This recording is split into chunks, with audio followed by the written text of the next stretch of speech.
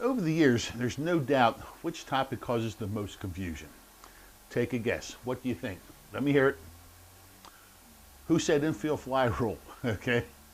This is the rule that no matter how many times you hear it explained, it seems to go in one ear, out the other. Okay. Some reasons. Well, first off, it's a bit of an oddity. Many things have to happen for it to apply. This helps us go ahead and build a mental block toward it. Okay. The other thing is not understanding the intent of the rule. So there's sometimes, it seems to be a lot to remember, but today you will remember the infield fly rule. I believe you'll also remember tomorrow. Okay, so let's start by looking at it in the sections. To start, when is the infield fly rule possible? Okay, runners on first and second, or runners on first, second, and third before two are out. People often remember that part, but that's only stage one. Okay, baseball has all kinds of signals. Managers signal coaches, coaches signal players, catchers signal to pitchers, etc., etc. If you watch professionally trained umpires working in 2, 3, or 4-man crews, you'll see them signal each other also. When this stage one condition exists, you'll see an umpire signal each other. Okay, they remind each other that stage one is on. The signal may be touching a shirt pocket or a belt, something that seems natural. It's not going to be like a third base coach tugging on the ears and everything else. Okay, it's going to be something natural and really not that discernible. Okay, but there's also a signal for when stage one comes off. So, for example, let's say we had runners on first and second base with one out.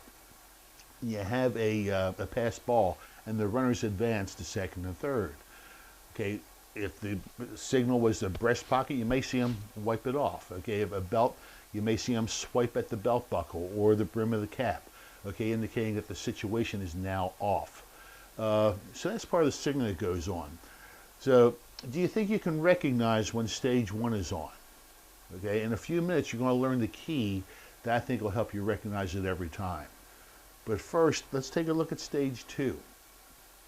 So we have stage one. Now stage two, we have a high fair fly ball. Can't be a line drive or a bunt. And it has to be judged able to be caught by an infielder with ordinary effort. Now with early rec ball, the thing I look for, I'll never call an infield fly if the infielder's still backpedaling, okay? Because that is the fly ball they had the hardest time, the one that's slightly over their head.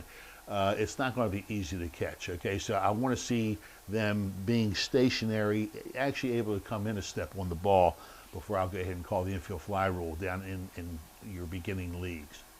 But if all these things are present, invoking the infield fly rule does this. It declares the batter out. The runners may advance at their own risk. So on the surface, the rule seems to penalize the team at bat. But that's not the intent. Okay, let's take a closer look. Let's repeat one time. Okay, picture it in your mind. Some repetition is going to help you. Runners on first and second, or first, second, and third before two are out. Another way to say that is when there's a possibility of two or more force plays.